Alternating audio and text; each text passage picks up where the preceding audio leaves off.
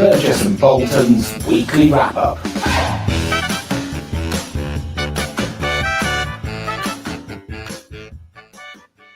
Hello, Ben. Hello, Jeremy. Happy nearly Friday. Yes, indeed. Happy Halloween Friday.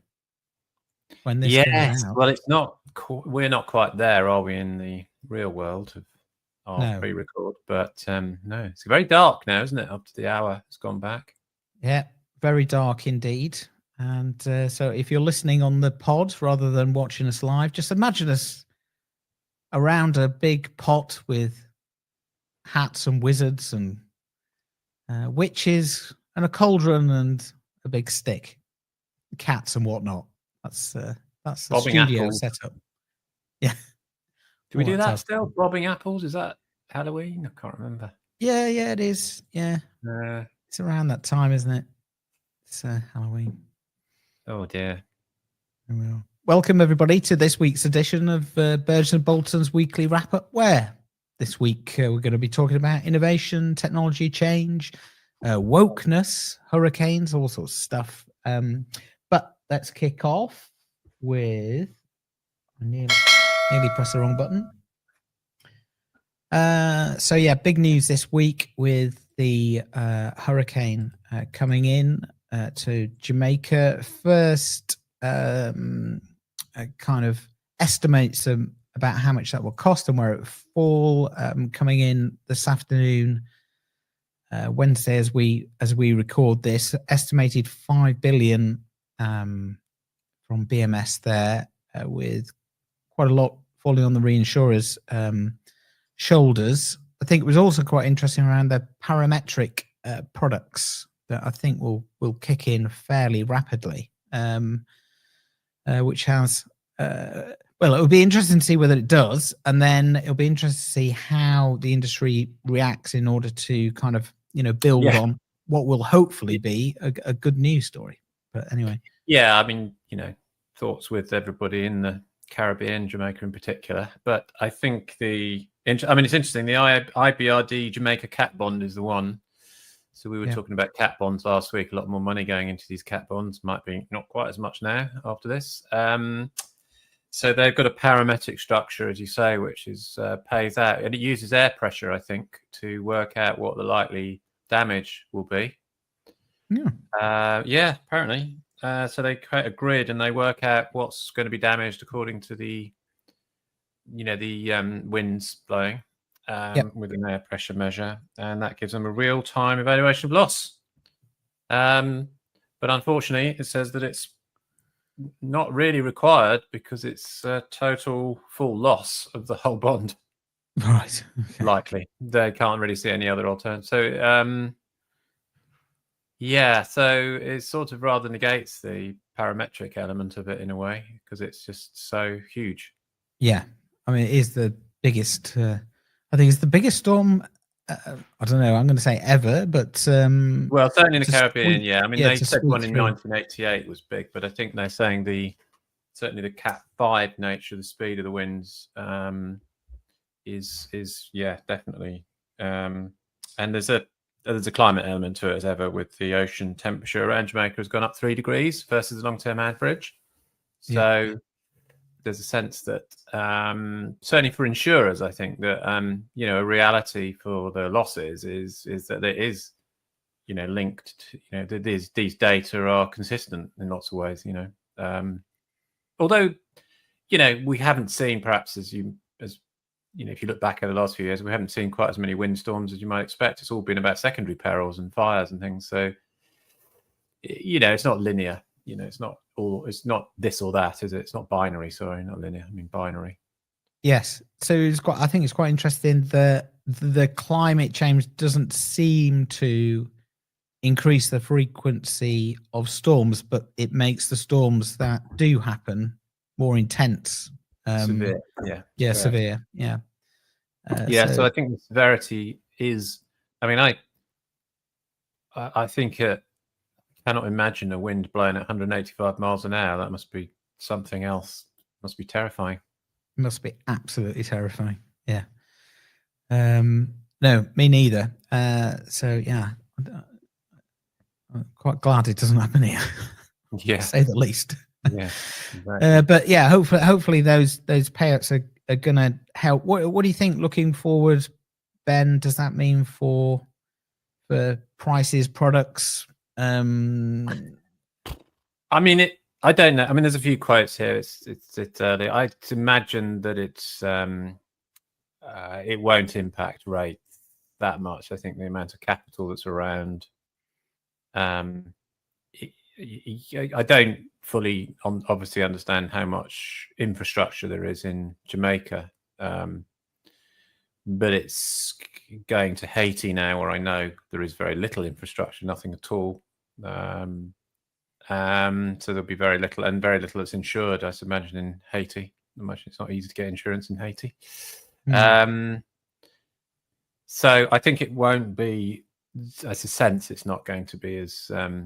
I mean, I've been obviously sitting with insurers all week and kind of mentioning it. Nobody's saying that it's going to be massive. It's a big one, but they'll take it in their stride, I think, the big reinsurers. There is this is a interesting Caribbean Catastrophe Risk Insurance Facility, which I actually think you could put to a title of a Calypso tune. I agree. It's so alliterative. The Caribbean Catastrophe. I won't do it now, but you could put it to a tune, couldn't you? Yeah. And it would be fantastic. And maybe that's where it came from. They decided they'd do a cat bond in the Calypso style. Anyway, that is also a bit of another thing, but that will certainly trigger as well. So big losses, but there is quite a lot sort of in place, I think, locally, and a lot of local insurers as well. Yeah. So it's the big Rees that will be taking the upper layer of the loss. Is there an opportunity here for the industry to kind of get ahead of the curve and just come in and say the value of insurance is X? Look at how we can respond to these situations. That's very interesting, and I think it is a good point. And actually, this is an opportunity, so we'll see what happens. We should monitor it, actually, because it's interesting. There was a story on the radio this morning where a commentator said, because they obviously were saying the losses could be in this and that and the other level, as we've just done the estimates, but the person on the who was being interviewed said, "Oh yeah, but those are just insured losses, and many people will not be insured because they can't afford it or they haven't got it."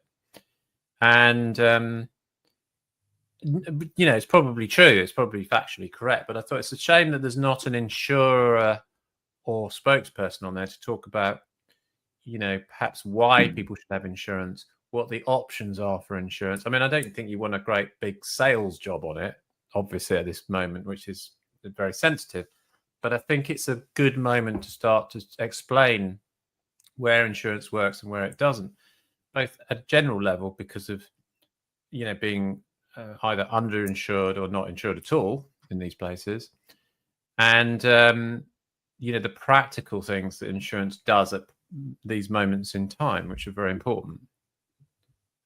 Yeah, I think that would also play out to a local audience as well, to counter some of the Martin Lewis money tips stuff. Yeah, they're all terrible. They're all trying to rip you off. Yeah, that type of thing. We've talked about the witch report as well, and you take it or leave it. But I think there is a communications job to be done more widely, not just in London. I think. Like you say, it might be a good time, good opportunity to get in front of it. I think so. Yeah, I think you're going to kind of show people who are on the ground doing it and stuff like that. I think presence is important, and the things that you are doing. I mean, particularly around infrastructure and reducing losses as well. There was a chap actually who is, I think, the minister. One of the coordinating ministers, and he said, I think he basically said he was an ex-risk manager, and they said, I kind of understand what the the risk elements of this and the costs. And he said a lot of this comes after the event. It's the rebuilding and all the assessment and making sure that's done properly, which people don't see often, and in very underinsured places, it just doesn't happen. So then they have economic stagnation then for years and years. Whereas if you can get countries back on their feet, and I've seen a few case studies, where it's about getting cash and things available and money back into the system. It's not just about power and all those things, but you can't run cash points if you haven't got power. So there's a sequence of events, and I think it would be very interesting for insurers to talk about that and talk about what they do and how they work with other parties like the government bodies and so on. Yeah, they're way too quiet, insurance, I think, on this stuff. And it also plays into the stuff we talked about before, attracting talent, changing the word claims to I can't remember what we decided. Solutions. I think we talked a bit about solutions, but we don't really like that. No, it was technical. I can't remember what Julia was talking about it, wasn't she? Yeah. Great. But anyway, she calls it strategic advantage claims and things, but that's kind of but it's that kind of communication piece, I think, that it's critical. And actually the industry's not very good at it. I mean, not very good at it at the local level between each other, talking to each other. So I think this is there aren't the kind of pipes basically, or the structures or the processes or the trained people to do it. So it's fine to talk as we are now glibly about, let's just get a communication. But that really takes a lot of work, and it takes really good people to get the information. It's got to be correct. You've got to run it like a press operation. You've got to get out there. We just don't seem to, I don't know why, we don't seem to have the spokespeople. We've got a few CEOs, Greenberg will probably fly in, imagine. Just don't seem to have the people you kind of want to trust in these moments. Now, obviously, we're not in Jamaica, so it perhaps doesn't matter as much to us, not as critical. But for people in Jamaica, you're right. I think people would want to hear and say, right, we're on the ground, but they're cautious. I spoke to an insurer the other day, actually, on a podcast about this, a claims podcast, and the CEO said, I asked this question about the best stories, and I said it always seems like we're reluctant, and he said, I agree, and we could tell the stories easily if we just put our minds to it. Yeah. Okay, good. Sure, if this is your take on the same thing, but well, it's only a quick one, really. I think it was just the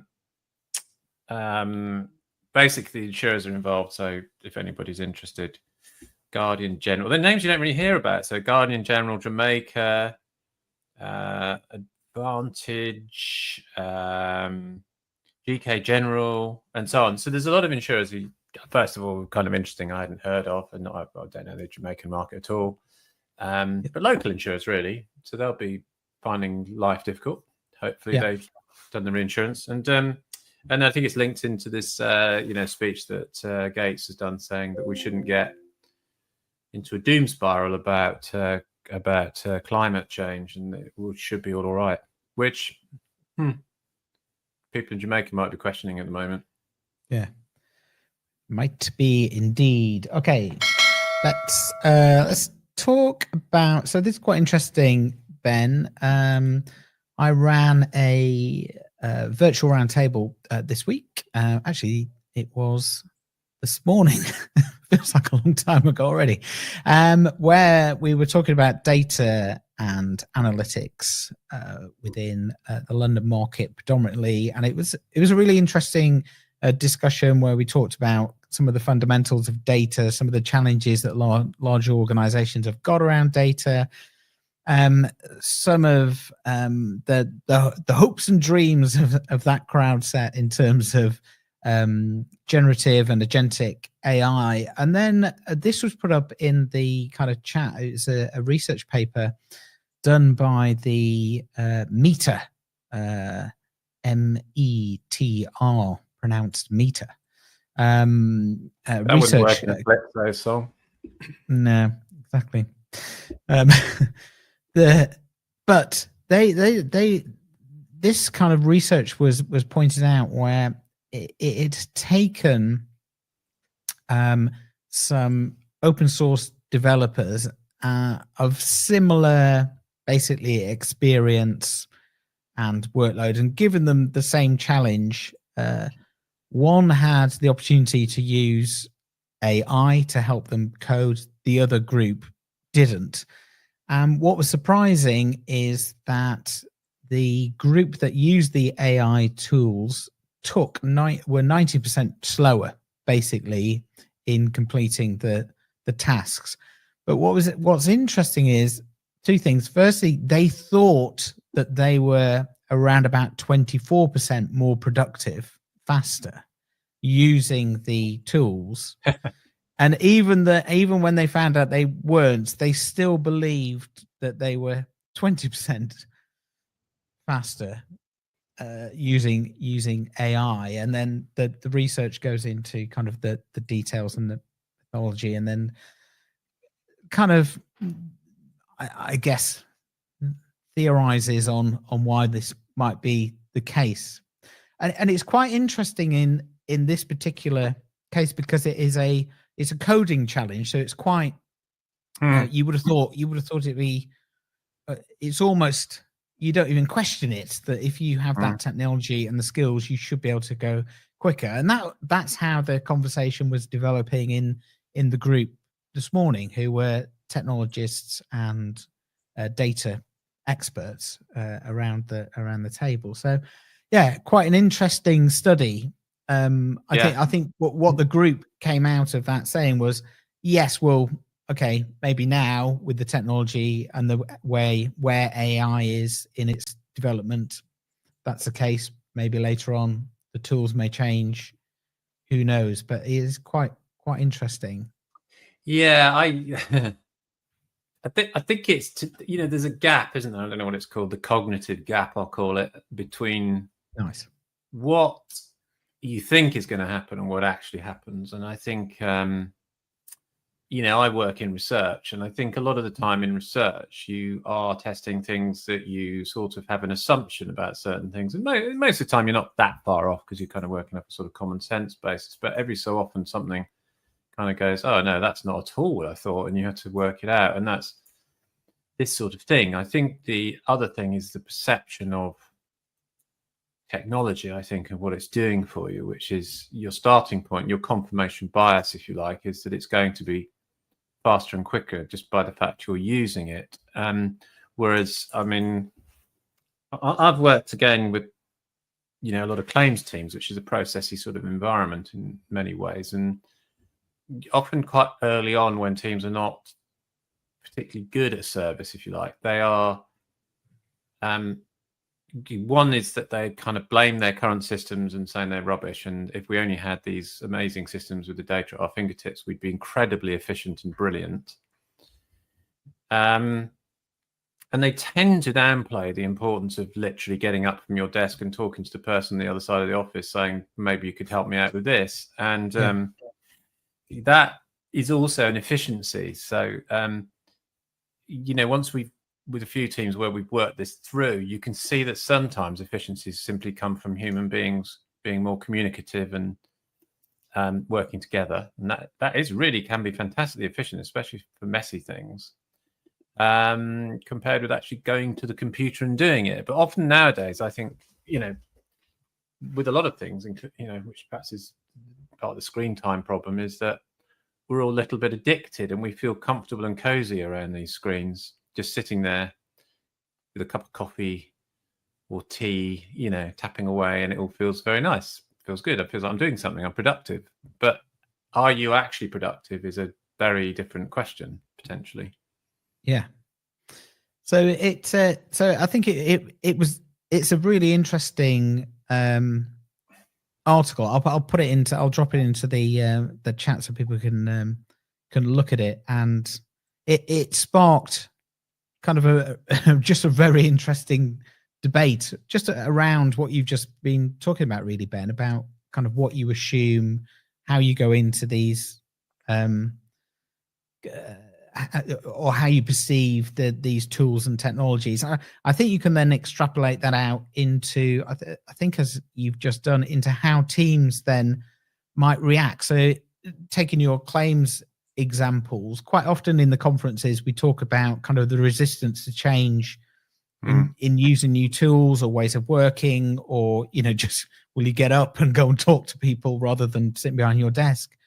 You know, that is, it's quite challenging for people that have done it in a certain way for many years. And I think it just sparks an interesting conversation about, well, if we are going to redesign our business and operating models around more digital tools, then I think there needs to be a wider conversation about, you know, how we're going to do that, how we're going to engage people, and what are the skills and capabilities that we're going to need in order to enable that and make sure it is productive kind of going forward.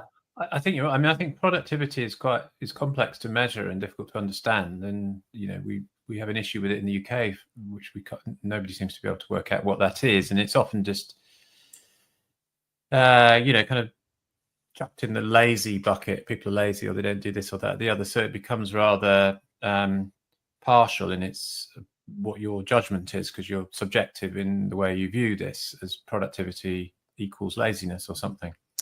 But I have found, I think that productivity is often affected because I don't think people have thought about what they're doing, you know, around those processes. They just do the same thing over and over again, and they then add things to it. So they say, well, this is the thing we've done. So rather than rethinking the whole thing and getting kind of curious and, you know, so on, the tendency is to add stuff on because that'll make it feel better, and we've then done a bit more. But you're really just adding to the general slowness of things if you're doing that, and you haven't really questioned the value of doing it.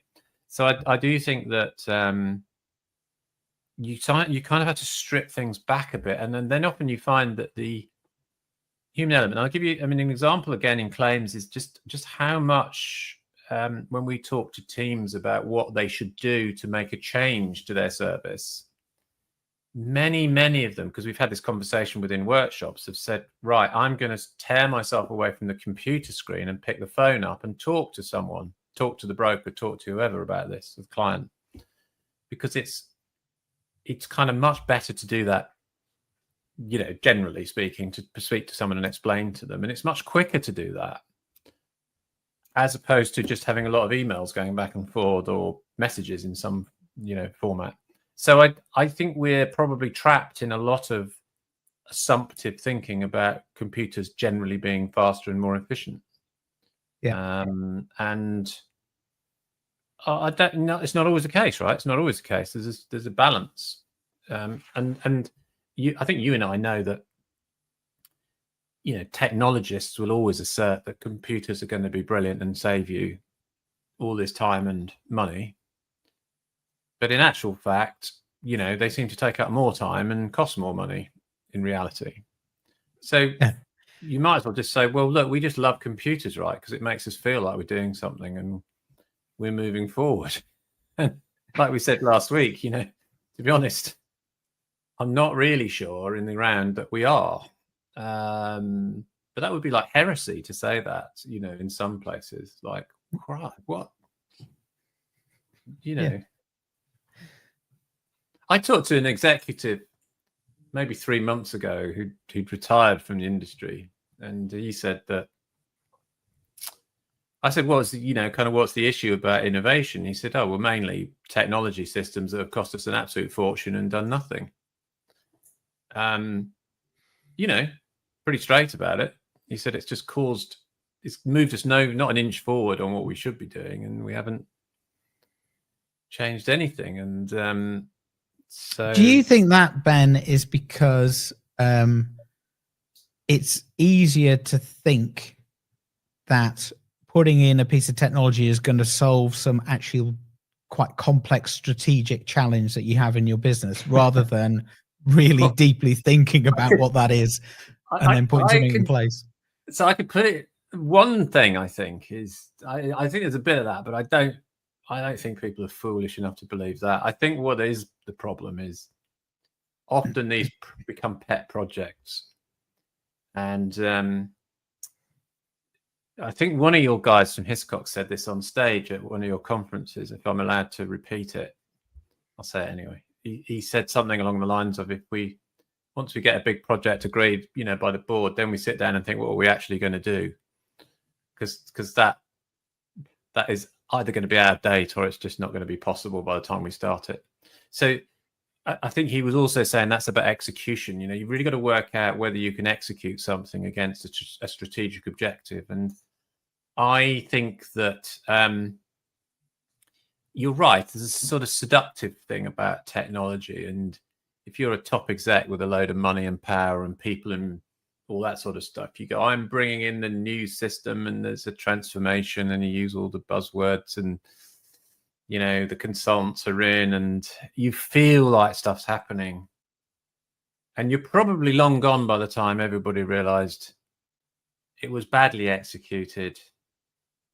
They didn't really start with an idea of what problem they were trying to solve, and it's simply become another system layered on other legacy systems. So yes, you in the end you just go look at execution of change and transformation is pretty poor in the industry, right? It's part of the cost. Real bore on a bit, but you can say, a lot of this comes back to whether that strategy is hard yards. It's really, really difficult to get strategy right. You really have to work out what problem you've got, what's your challenge, and what you need to do about it is even harder. So, you think of some of the most successful organizations in the world. If you look at all of them, they got strategy right. Your Coca-Colas, maybe your Diageos, you got the strategy right. And all those that struggling didn't get the strategy right. It's a pretty simple explanation always. The strategy went wrong. I mean, could have gone wrong, not because competitive forces overtook you or whatever, but you didn't sit down and go, why are we losing business, or why can't we price it in the way we want to? I've worked with quite a few companies who kind of go, I don't understand, Ben, why can't we put our prices up to be like this lot over here who do this? And I go, well, because your proposition is not valuable enough to the customer, fundamentally. I mean, there's complex reasons for that, but that's fundamentally the thing, is people aren't paying for what you've got, mate. And until you really face up to that, and insurance has that sort of problem. Is a lot of the fantastic potential for products is not really realized because people say it's not worth paying for it. Now, you could say they're wrong or whatever. That doesn't help you though. So yeah, I think it's you just have to be good at things. And there are some companies in this market who are really good. I'm not saying they're not, but there's a lot who are not good. Yeah. Good. Right. Thanks for that. That was interesting. Ramble chat. Yeah. I'm pretty sure that's copyrighted. Yeah. Anyway, jingles like he's got though, don't we? Like, yeah, we do. Adam. Yeah, very, very good. Very good. Let's finish off by talking about woke chub. What? Yeah. Makes me laugh, this story, and it's actually generally really funny in the sense that if anybody knows Chubb, I think they're not woke at all. And it says it in this article, they're very middle of the road, quite conservative insurance company. I mean, they're a nice, good, successful insurance company, global and all the other things you can say about them, but they're still an insurance company, and they have been targeted by these kind of activists who have called Consumer Research, who have said that they are woke and they're promoting a woke agenda in America, and amid polarization. And I can't really think of a company less likely to do that, in a sense. Yeah. So it's crazy. So it says here, this news campaign, which has prompted Snickers Sniggers, I think it means. Yeah. Well, I think you can snicker, can't you? But don't you snigger? You do snigger. Snickers. I think that's wrong. Snickers. Yeah. I think they've put that through the old ChatGPT and it's come up with the chocolate bar. Anyway, Chocolate bar. it's a marathon, this story. And so insurance execs, they say it's kind of absurd. They say here, the middle of the road. And then they've also been accused at the same time as their woke agenda is going. They've also got this the attack from the left for promoting fossil fuels and not thinking about the climate agenda.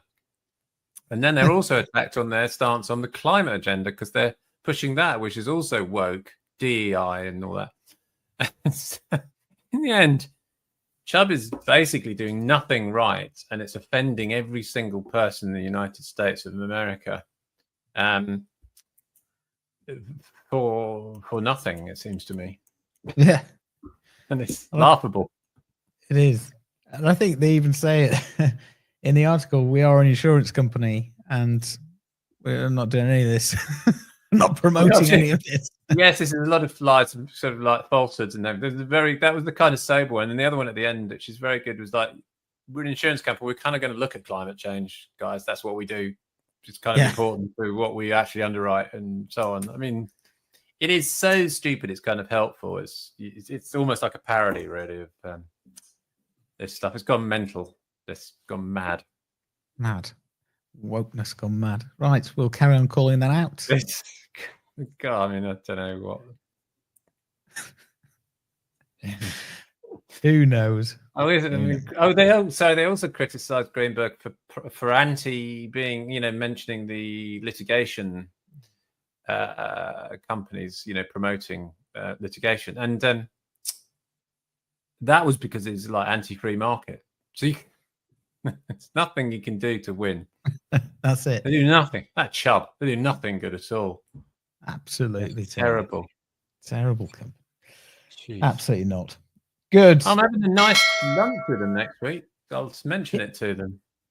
Hope it's not too woke. Yeah. Right, let's wrap things up. What are you doing this weekend, Ben? Am I doing anything? I'm not actually. I'm not doing anything. I'm literally not doing it. I'll chop some wood. I got into wood chopping. I told you that. Yeah. Axe chat. Logging. I am playing golf as well. At a fancy. Good luck this weekend. It's going to be wet. No, Friday I'm playing. I'm not, because that's why we're doing this pre-record. But yeah, we can't talk about golf again because we did that when we were going to do air mic, and then we talked about golf for too long and we got criticised. Yeah. We got. Yeah. You know who you are, Andy Pedler. Yeah. So on the golf course on Halloween, you put a voice on like this. No. Very good. Why don't we use that all the time? I don't know. It's a bit woke. Oh, if you want a woke one. Maybe this is what it'll sound like if you were woke. A woke robot. Oh dear, that's like Metal Mickey. Yeah. There you go. What am I doing this weekend? I am. Oh, my daughter's got various job interviews that I need to drop her off and pick her up from. So you never know. Oh, that's good. Yeah. Might be. It's like part time, first job type thing. Yeah. It's good. My son's been doing a bit of not jobs but volunteering work, and for like a woodland trust, but he's very good at it. Yeah, I'm not singing his praises particularly. Because he's my son, but he just kind of works hard, So forget it. These young people, Gen, whatever he is, they're good. Yeah. He's like a machine. I mean, I didn't know that until he did it, of course, because I thought he was a lazy git, but he isn't, apparently. There you go. So you've now got him, you've taken him off the forestry commission, put him in the back garden with an axe, and they've chopped that up. Well, he's doing it there. He won't do it for me. But he's back in my good books. Good. Excellent. I've got a lot of time for forests, so glad he's doing his bit. Yeah, absolutely. He's just clearing bits and chopping and lifting rhododendrons and all sorts of things. But it's good. It's very cool. Yes. Good. Right. Thanks for tuning in, everybody. We will see you next week, where we'll probably be previewing Data Jam, won't we? It's creeping up very fast. So, yes, absolutely. And we might put that Caribbean Catastrophe Risk Insurance Facility to the test on a Calypso tune. Yeah, I've got a bit of AI which might be able to help I us. think we could get the AI involved on that. I think we could. I think it would be good. I think it could be a whole song which we could then play as a freebie for the support of the Jamaica. Yeah. Anybody who, yes, that would be good. Like a charity record. Exactly. I mean, we probably won't raise that much money off it, but still, it's a thought. All right. Yeah, there you go. I've changed my plans. I know what I'm doing this weekend now. I'm in the studio. I think we're going to have to do one each and then put a poll a winner. Yeah. Okay. Calypso. Right. So we will see you next week with songs and jingles. Yes. Have a good weekend, everybody. Bye.